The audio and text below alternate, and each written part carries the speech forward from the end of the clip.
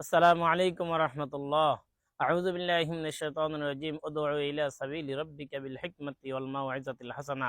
আল্লাহ তাআলা কোরআনুল কারীমের মধ্যে বলেন, তোমরা তোমাদের নম্র ভাষার মাধ্যমে মানুষকে তাবলীগ করো। গত রাত্রে এক হতাহত একটি ঘটনা আপনারা জেনেছেন। সাদ গ্রুপ ওলামায়ে কেরামের কিছু তাবলীগী সাথী ভাইদের উপর অতর্কিত হামলা করেছে।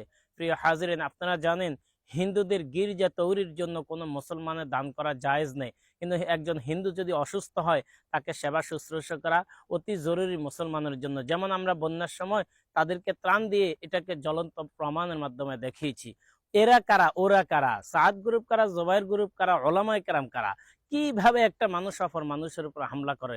প্রিয় হাজিরিন, এই জন্য প্রিয় হাজিরিন, যারা নাকি আমরা এগুলো করেছি একটু চিন্তা করেন, একটু নিজের হিসাবটা নিজে মিলান যে আমাকে আল্লাহ তাআলার আদালতে হিসাব দিতে হবে। আমি কি হিসাব দিব? আমার কাছে তো কোনো সূরত নাই।